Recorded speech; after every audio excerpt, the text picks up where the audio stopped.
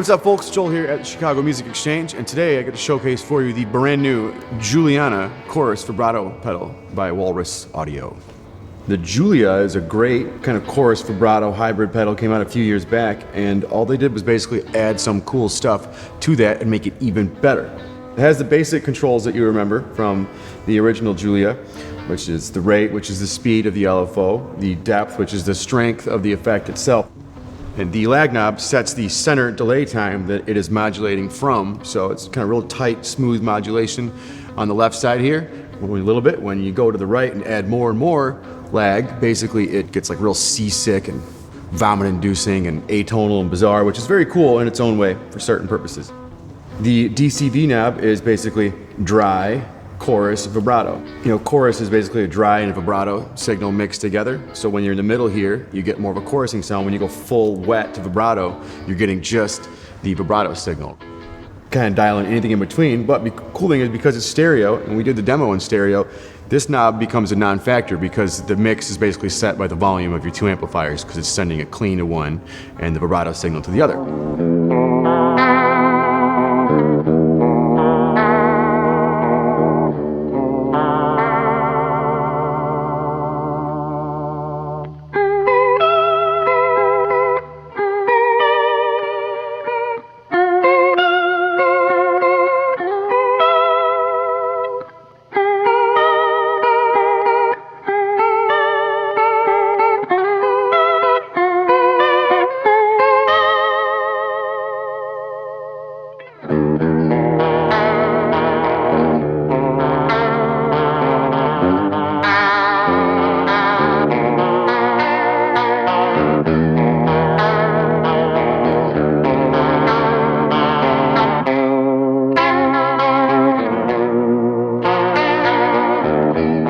Couple cool features under the hood is if you hold down the bypass knob and then mess with the rate, you can basically set where your momentary rate is.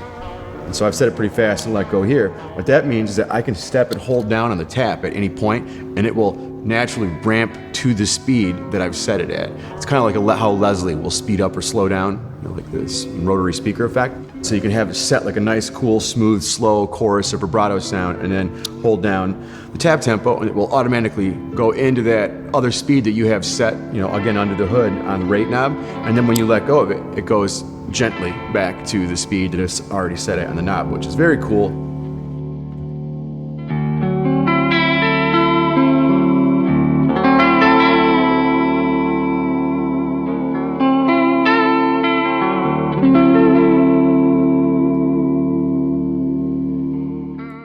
The depth knob also has a secondary function, and what that does is it sets the drift. It's like having like a little gnome living inside of the pedal that will automatically speed up and slow down the rate depending on how you have it set, you know, just kind of automatically. So instead of having a nice, even, modulated wave, right, you can set the drift really, really hard, and then what happens is it's smooth, and then it goes, and then it's smooth, and it basically spaces out the waves and makes it really, it's still even, but it's not like evenly flowing. It's like, it's a little bit more warbly.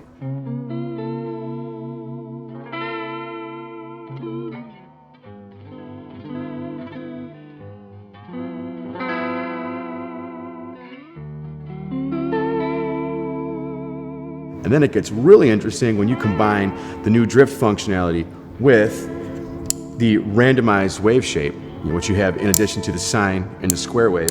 And the randomized wave shape is exactly what you think. It almost reminds me of like a warped vinyl record where it kind of just seems to be shaking and moving at random on its own. That's kind of what it's designed to do. And when you mix that with, again, drift, where you're actually having a randomized pattern being randomly sped up and slowed down by the little magical lawn gnome that lives inside the pedal, and you can speed up and slow down manually to the speed that you have set underneath for your momentary rate. You just get a lot of interesting stuff that you can do on the fly and make weird noises that normally you can't really make.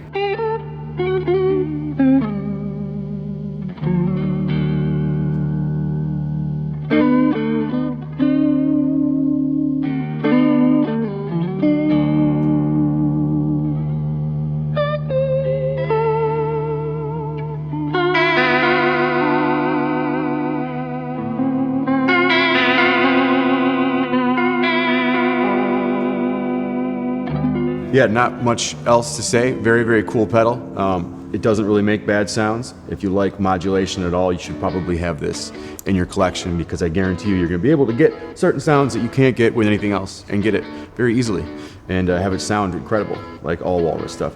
So I hope you dug it. It's a very, very cool pedal, and see you later. Next time. Later.